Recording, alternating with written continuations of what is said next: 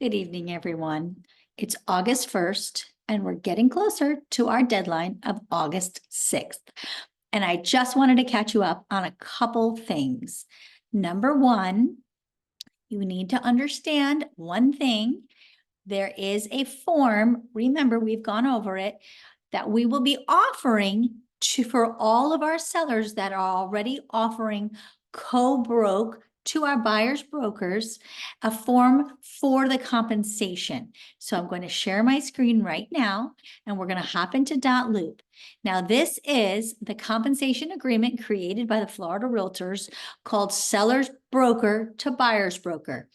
All of you that already have a listing agreement where your sellers have offered compensation to the buyer's broker, nothing needs to be done. But because we're switching and taking the MLS offer of compensation out, we need to have this form prepared. So when August 6th, people start saying, are you offering, or they've seen on our website that we are offering, they'll need this form, this contract to know that they will be getting paid, right? Because they no longer have the code of ethics to secure their, obviously, their commission, right? So what my team, Jill, Cindy, and Jane, and Caroline, who's on vacation, they have put this form, this contract has gone into each and every one of your listing folders in dotloop. And this way you can now take the time to fill this in with the necessary information to make it quick and easy for you to send this off every time you have somebody who wants to put in an offer. So you can pre-fill in, obviously, the seller's broker, Premier Sotheby's. Can't fill in the buyer's broker, we don't know. Obviously, you can fill in the property address. Can't fill in the buyer's name, we don't know that. Now, the compensation agreement takes effect when a fully executed copy has been delivered to all parties to this agreement and will remain in effect for, if left blank, 30 days. That is the term. Now, if it is 45 days, it's a VA. If it's 60 days, let that leave that remaining blank until we know how long that will be, right? You can let that be blank. Now, this will also include, just like any other listing, once you're in contract, if there's extensions and things of that nature, that will automatically happen until a sale hopefully closes, or it doesn't close, and then it will no longer continue. Now, the seller's broker will compensate the buyer's broker as stated below at closing of the property if the buyer identified above in paragraph 3 is the procuring cause of the sale, which of course we know that is what will happen, right?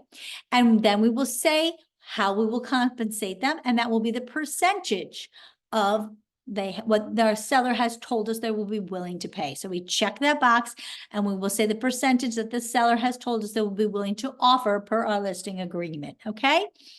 Now, you have the right, even though here it says seller's broker, you will notice that in all other places, by initialing in the space below, seller's broker or authorized associate can sign. This is under arbitration. There is no miscellaneous. This agreement will be constituted under Florida law. It represents the entire agreement. Okay, these are all just regular language. Brokers' commissions are not set by law. They're fully negotiable. This is the new language. And it says broker or authorized associate. In this case, our advisors can go ahead and sign. So these are the things.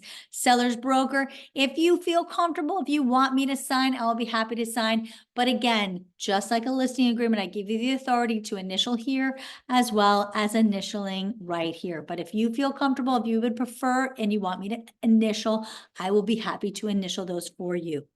Again, you will leave these in your dotloop file, and that way when an offer is coming in or preparing, you will have this to make a copy and send it off to the agent who's going to be putting in the offer, okay? This should be making your life much easier. Now, where do these forms live in case you need a new one, you have a new listing? Guess what? Super easy, guys, because I have put this for you into the listing folder. So you will see in the listing residential folder, there it is, compensation agreement between seller's broker and buyer's broker. Now, Carrie, what if my seller has said they don't want to offer compensation? What?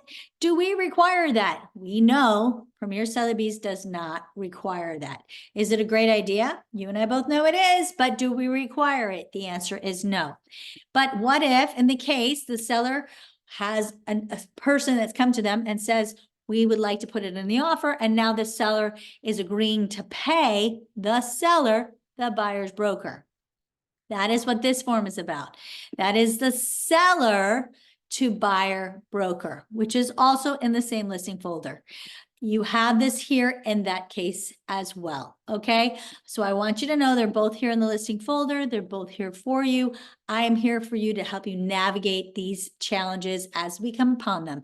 But each and every one of you who have a listing with us currently, which we have about 130 some odd listings in my offices, they each have sellers who are offering compensation. So each of you have got these put into your folders. So please go into your .loop and make sure you're filling this in. This will make your life much smoother as the coming days come forward. And again, we will be seeing our listings in our website having that compensation, which makes us even stronger listing agents. So looking forward to helping navigate all of these challenges moving forward, making us that much stronger, making you the advisors of choice and helping every step of the way. Have a great evening. Bye, guys.